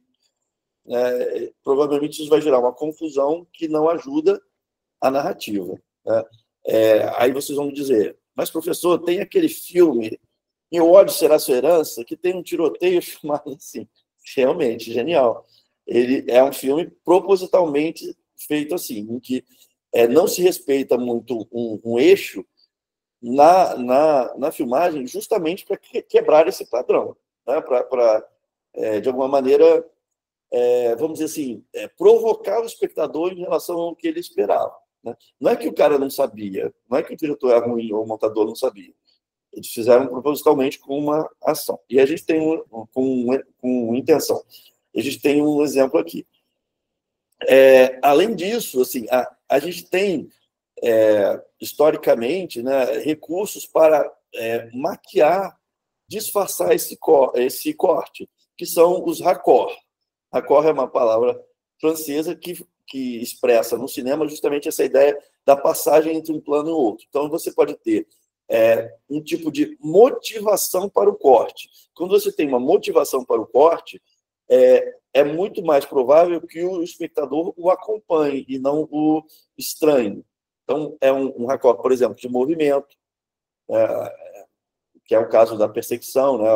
O carro saiu pela esquerda, ele vai entrar no outro plano pela esquerda também, dando uma ideia de continuidade de direção e movimento.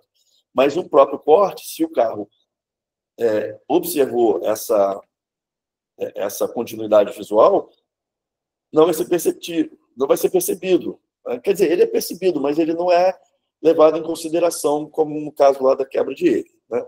O racorde de olhar, que você filma uma personagem que está olhando para um lugar e você também mostra o que ele viu.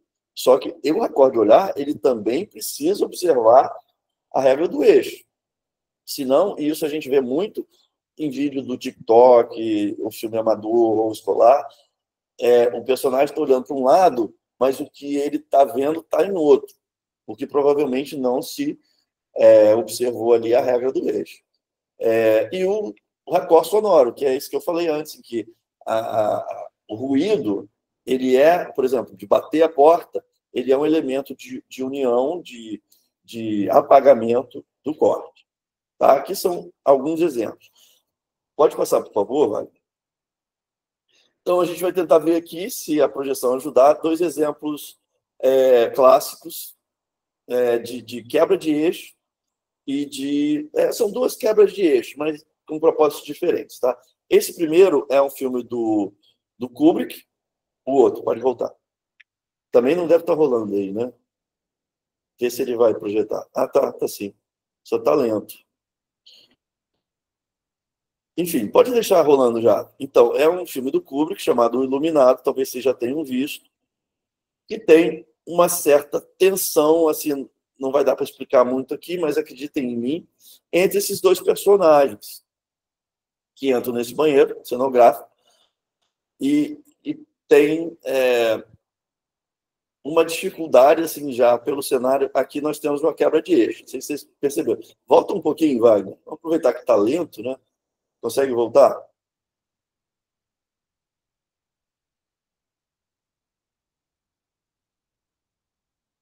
Para aquele plano médio, ver se você consegue voltar. Isso.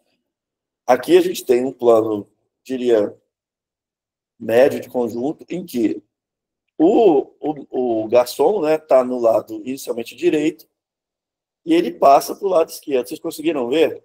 Acho que tem que repetir mais uma vez. Olha.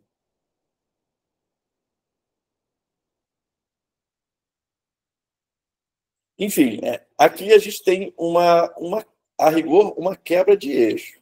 Então, aqui, ó, reparem, isso é quebra de eixo. Ele está do lado direito. Olha agora.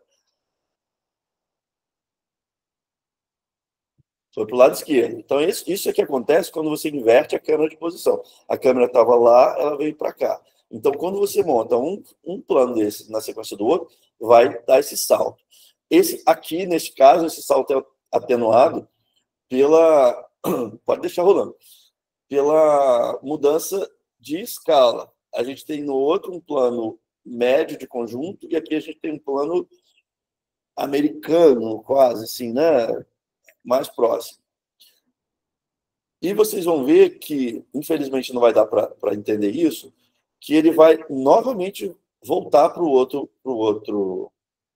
plano, do outro lado, ou seja, de novo, a gente vai ver essa quebra de eixo, mas justamente no momento do diálogo em que há uma tensão ali, uma acusação. Tá? Não sei se vocês viram o filme, vai ficar meio sem graça eu explicar, também vamos perder tempo, mas acreditem, tem uma acusação, um acusa o outro, e tem uma tensão nesse momento, que é justamente quando, de novo, você mostra uma quebra de eixo. Então, a minha leitura é que, nesse caso aqui, que a gente tem uma quebra de eixo, o cenário permite a troca. Sim, não é algo fatal para o filme, né? Mas eu digo que tem um significado extra que justifica essa quebra de eixo em relação à tensão da conversa, do diálogo. Né? E não é simplesmente uma quebra de eixo que foi originada de erro, né? Não filmei errado. Agora, não, ela é proposital em função do que o filme nos traz, né? O que o filme mostra. Acho que é agora, ó, tá vendo? Aqui é justamente o momento que ele interrompe, o garçom interrompe e fala: não, não era eu, era você. Você que estrangulou sua família. E tá aqui. É mais ou menos isso, tá? A conversa. Vamos lá, as perguntas. Espera aí. A Ananda falou: o cenário permite. Sim, o cenário permite. Mas eu acho que se não tivesse essa ideia, e também o cenário ele foi construído para permitir, para ser parte desse efeito, né? É um cenário bem, assim, é um vermelho gritante, né? Ele foi meio que construído para amplificar essa tensão, me parece. Mas é uma leitura minha, tá? Aí o Paulo perguntou: o filme em si também tem esse destaque, a imagem invertida. Eu acho que, sim, o filme ele trabalha com isso, né? Quem é quem, né? Você, tanto que é o objeto desse diálogo, né? Você que era o zelador, não era eu, foi você que matou sua família, né? Desse personagem que é assombrado, né? Por elementos ali. Enfim, Ingrid perguntou: corte no eixo e quebra no eixo são a mesma coisa? Sim. A gente vai ver justamente... porque o corte no eixo, me parece que ele diz mais respeito ao procedimento de montagem. E quebra de eixo, me parece que é mais um procedimento da filmagem, né? Mas é a mesma coisa. Vamos para o outro exemplo, então, antes da gente passar. O outro exemplo, eu acho que a gente não vai conseguir ver, porque é justamente um exemplo também da quebra. Na verdade, não tem uma quebra de eixo, né? Ele tem são cortes no mesmo eixo, ou seja, você faz um corte que não é motivado, né? Ele não tem razão de existir. Então, ele é visto simplesmente como saltos, como pulos da imagem. Mas, a rigor, não precisava ter aquele corte. E esse exemplo, que é do filme Acossado, ele também tem um caráter provocador, inventivo, né, para o espectador, né, de quebrar as regras. E isso ser uma espécie de provocação ao espectador.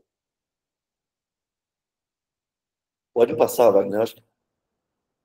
Não sei se a gente vai conseguir ver, mas... aqui... vai rolando aí, vamos ver o que dá para ver.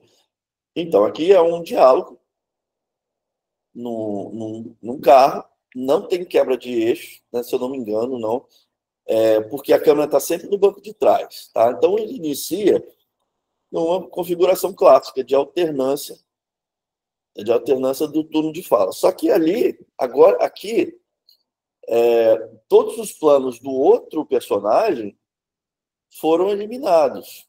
Porque como a imagem já está pulando, vocês não vão conseguir ver os saltos e as mudanças de plano, infelizmente. Mas acredito de novo. Você tem aqui vários cortes, vários saltos,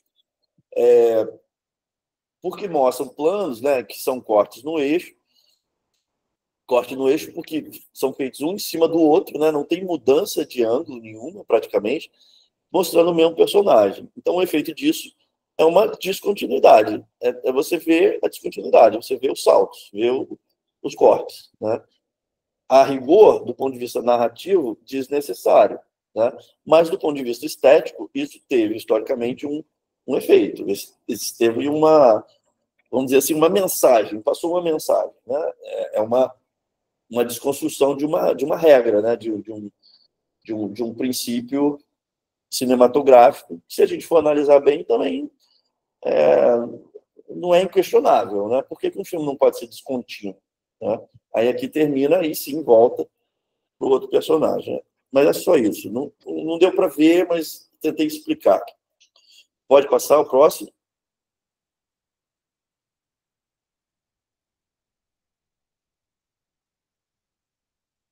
Aí a gente entra na parte final da aula de hoje, que é um pouco sobre a questão narrativa, que eu estava até mencionando quando o Gil fez uma pergunta sobre o roteiro. Então, pode passar, por favor, Wagner.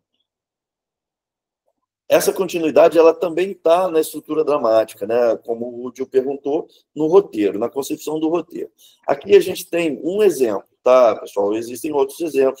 Se vocês quiserem estudar roteiro, né, dramaturgia, vocês vão ver vários autores que trabalham diferentes estruturas dramatúrgicas. Mas a ideia é que há uma estruturação que, em muitos casos, vem do teatro e da literatura, que o cinema adaptou e reinventou para si mesmo. Aqui, a gente tem, justamente pela herança teatral, essa ideia de ato, né? Um filme ele se desenvolve por etapas em que uma determinada ação se desenvolve, né, dentro de um determinado contexto, né? Então, a história começa com uma situação equilibrada que sofre uma perturbação a que se seguem conflitos que conduzem a uma solução, a um novo equilíbrio, que permite o encerramento do filme. Essa frasezinha aqui, se vocês pegarem, vou pensar, 90% dos filmes, talvez, eu chuto, vocês vão conseguir encaixá-la nesses filmes. A maior parte, a grande maioria dos filmes se encaixa nessa estrutura, de uma situação em equilíbrio, que é perturbada por alguma coisa, que desenlaça, né, deslancha uma série de conflitos entre personagens, ou, enfim, podem ser conflitos psicológicos do personagem também, mas que vão conduzir a um novo equilíbrio, a um aprendizado, a uma mudança, né, e que assim permite que o filme termine, considere-se a história terminada em função de uma resolução, né? Então, os filmes se enquadram bastante nessa estrutura, ainda que eles possam variar internamente de como eles organizam isso. Aqui é um exemplo do paradigma do Sid Field. Sid Field era digamos assim, um mestre de roteiristas, né, de Hollywood, ficou muito famoso nos anos 90, hoje em dia ele perdeu um pouco a fama dele, né, mas como o cara que vai ser disponibilizado. É o cara que consertava os roteiros, né, que era chamado para consertar os roteiros, porque ele formatava tudo nessa ideia que funciona, né, que funciona no sentido de que o espectador reconhece como um filme. Um filme tem que ter isso, um desenvolvimento, tem que ter ação, tem que ter conflito, e um desenvolvimento, aqui a gente pode imaginar uma curva ascendente, né, um desenvolvimento que conduz a uma solução, ou seja, um momento em que o filme pode terminar e você pode ir embora do cinema, ou desligar a TV. Então, de novo, aqui você tem o ato 1, em que você tem uma apresentação da situação, a apresentação dos personagens. Geralmente você tem um ponto de virada, ou seja, a perturbação dessa situação inicial e o desafio, né, a esse personagem, que pode ser chamado ponto de virada ou plot point. E você tem, a partir daí, um acirramento, um crescimento das disputas, dos conflitos. Geralmente é um conflito humano, né, entre grupos ou entre personagens, né? Qualquer filme Marvel de herói, vocês conseguem colocar aqui também nessa ideia de conflito. Esses conflitos vão, né, se acirrando, aumentando, até chegar num outro ponto de virada, mais para o final do curso, do filme, que vão conduzir a esse desfecho, a essa nova situação, a uma nova ordem, que pode ser muito semelhante à inicial, que se restabelecem as coisas, ou pode ser uma nova situação, um aprendizado que o personagem teve, né? E assim o filme pode terminar. Então, a gente teria uma estruturação entre apresentação, confrontação e resolução, e meio que o que ele diz todo filme tem que caber nisso aqui. Se o filme não couber nisso aqui, ou seja, não tiver essa distribuição de um ponto de virada num determinado momento, mais ou menos meia hora de filme, e um segundo com mais ou menos meia hora para acabar, mais ou menos, né? Você não tem um roteiro satisfatório, você não tem uma organização dramatúrgica satisfatória do ponto de vista comercial, hein, pessoal? Lembrem disso. A gente está falando cinema hollywoodiano e cinema comercial, né? Então, isso é um exemplo de como os filmes também são construídos não só do ponto de vista visual, técnico, das características da imagem, da edição, mas também do ponto de vista dramatúrgico, da estruturação do roteiro. Ou seja, esses dois grandes conjuntos de elementos, eles estão atuando juntos e são uma base muito importante para se fazer filmes, né? São coisas que as pessoas estudam, né, para fazer filmes. E também praticam o hábito de analisar, ou seja, pegar esse conhecimento, né, pegar esses conceitos, essas informações e tentar ver, identificá-las nos filmes. Como isso aparece nos filmes? Como os filmes resolvem de forma diferente essas questões que estão colocadas aqui? Como se usa esses elementos técnicos para não só seguir a regra, mas quebrá-las? Como eu faço um filme inovador quebrando regras? Não sei, vários exemplos estão envolvidos nisso, que é o que a gente chama atenção para a importância de analisar. Aí, é claro, não é querer que vocês sejam analistas pormenorizados, mas que esses elementos fundamentais sejam claros e facilmente reconhecíveis para vocês, na medida em que vocês conseguem, como eu falei no início, né, ver o filme para além dessa superfície, dessa aparência de ordem e impressão de realidade. Ver também como eles são construídos, em que elementos eles têm, que muitas vezes também são enigmáticos, também são curiosos ou não definidos, né? Os filmes também trabalham com isso, né? Pode passar, por favor? A gente já está terminando aqui. Bem, dúvidas e comentários, pessoal, antes da gente terminar?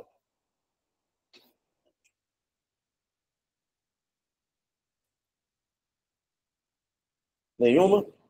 Ficou claro?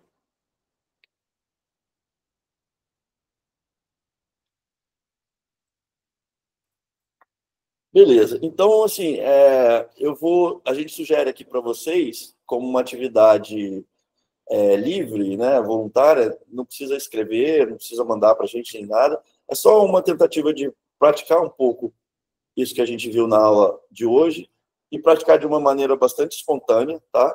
Vocês vão procurar assistir durante a semana, no fim de semana, quando vocês puderem, se puderem, um filme de longa-metragem. Aí é importante que seja um filme de longa-metragem, porque é mais fácil ver esses elementos, né? E tentar perceber os cortes, né? Primeiro, né? Tentar ver como esses cortes são estruturados, quando eles ocorrem, né? Por que eles ocorrem, enfim, ou pelo menos identificar alguns cortes que chamam mais a atenção de vocês. Segundo, procurar notar se o filme segue essa estrutura dramática em 3 atos ou não. Se ele segue também variações dela, né? Tudo bem, pode ser que não tenha 2 pontos de virada, ou pode ter mais, mas ele continua se valendo desse artifício, né? De elementos, de momentos fortes de conflito da narrativa para ela mudar de direção, né? E conduzir a uma solução ou um aprendizado.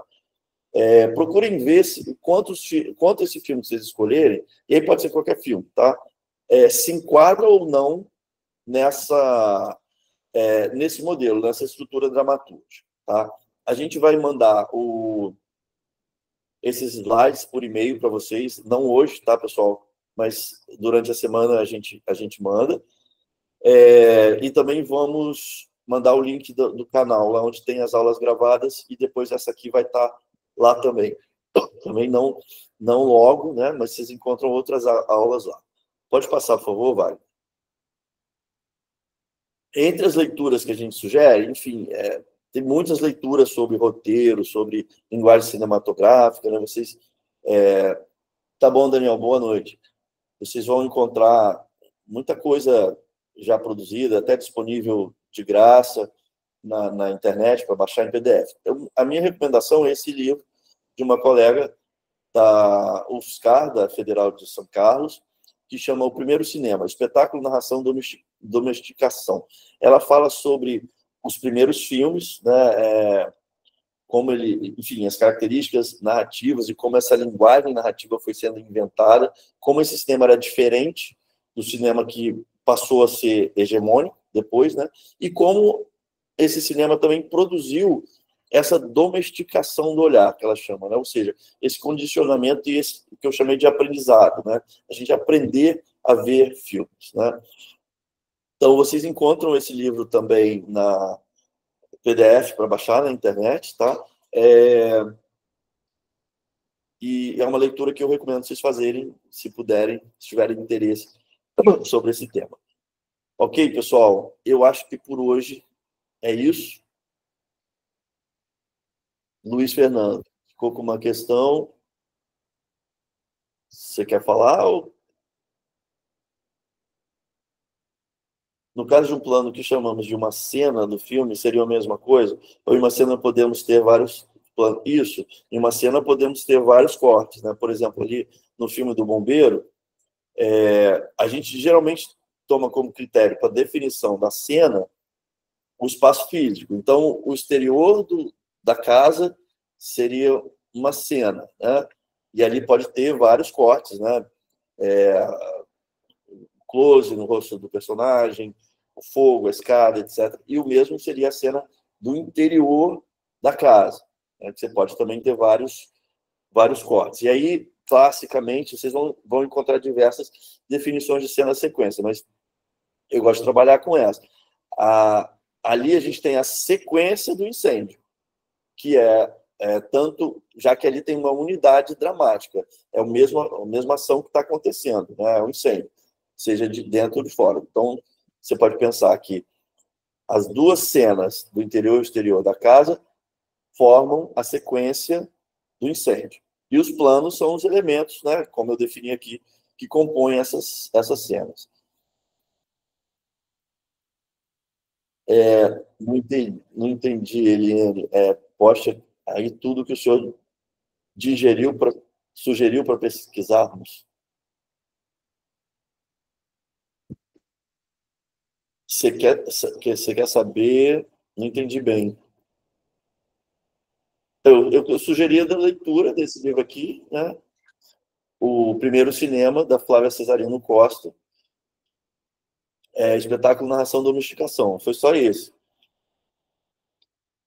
Quando você receber o PDF da apresentação, você pode fazer isso, Primeiro Cinema, Flávia Cesarino. Eu acho que se você jogar aí no Google, você acha na mesma hora. Sandra, você quer falar também? Gostaria, professor. Boa noite. Boa noite. Em relação para a gente avaliar essa questão dos cortes, você acabou mostrando para a gente filmes mais antigos, né? Eu não acredito, não precisa ser tão antigo, mas eu imagino que um filme, por exemplo, de 2000, a gente consiga identificar melhor do que um filme mais agora de 2024, 2025, ou não tem diferença? E quanto ao gênero também? Se você... eu acho que não teria tanta diferença. Talvez se você pegasse assim, anos 80, aí acho que já teria diferença, 70. Mas de 2000 para aqui, eu acho que para agora, acho que não tanto. O filme é a escolha sua. O filme que você gosta de ver. Né? O filme que você quiser ver. Se você gosta de ver drama, comédia, terror, o que você quiser ver. Pode escolher totalmente livre. Tá? O que importa para a gente é que seja uma experiência que você consiga realizar, entendeu? Se eu pegar para você fazer, vou recomendar aqui um filme longo de 1930, talvez você não tenha paciência para fazer, entendeu?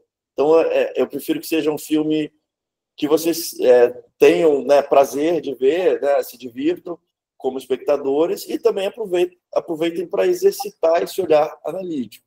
Né? E aí, a ideia é que isso se automatize mais, né? Que vocês tenham essa capacidade de ter esse olhar vendo qualquer filme, né? E não tanto separar as coisas, né? Então, fica inteiramente à vontade de escolher o filme. Se vocês quiserem, na semana que vem, a gente pode reservar um pequeno tempo da aula para vocês trazerem as experiências. Eu acho que isso é legal, até para os colegas.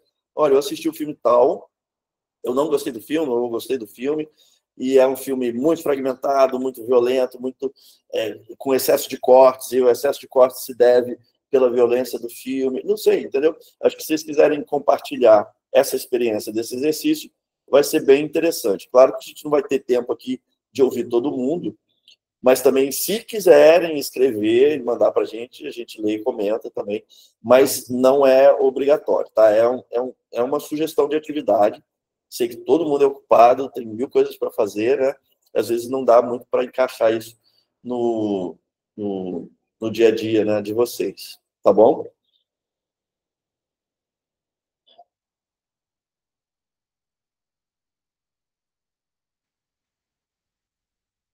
Então, a gente vai, enfim, me falaram que vocês querem fazer um grupo de WhatsApp, tá? A gente pode disponibilizar isso no grupo de WhatsApp, se vocês quiserem. A gente nunca usou o grupo. Ah, aqui, já tem, né? O Everton já colocou o livro lá até. Então, a gente pode usar o WhatsApp para compartilhar esses elementos. Além disso, a gente vai mandar a apresentação para vocês com os links, tá bom? Pessoal, é isso. Muito obrigado aqui pela presença de vocês. Espero que o curso seja legal, que vocês fiquem com a gente até o fim e que ele traga novidades e coisas relevantes para vocês, tá bom? Boa noite e boa semana. Estou parando aqui a gravação.